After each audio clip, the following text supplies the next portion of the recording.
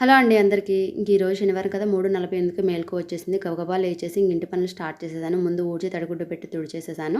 ఇక ఫ్రెష్ అయిపోయి ఇంట్లోకి రాగానే ఈరోజు శనివారం కదా వెంకటేశ్వర స్వామిని నేను ఎక్కువగా నమ్ముతాను. ఆయన్నే ఎక్కువగా పూజిస్తాను.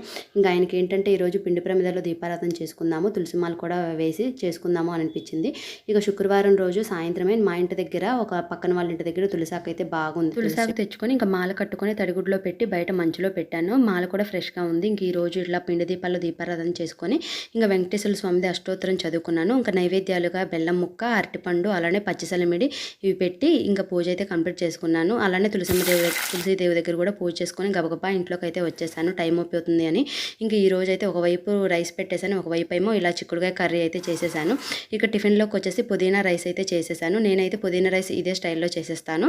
ఇక వంట అయిపోయేకలే 6:25 అయిపోయింది. ఇంకా గబగబా పిల్లల్ని లేపి వాళ్ళని స్నానాలు చేయించి ఇంట్లోకి తీసుకొచ్చి ఇక వాళ్ళకి బాస్కెట్లు కట్టేసి తర్వాత ఇంకా వాళ్ళని రెడీ చేస్తాను. అవుతూనే ఉంటుంది. గబగబా ఇంకా టిఫిన్ పెట్టేసేసి ఇంకా వాళ్ళని అయితే స్కూల్కి పంపించేస్తాను. వీడియో నచ్చితే ప్లీజ్ సబ్స్క్రైబ్.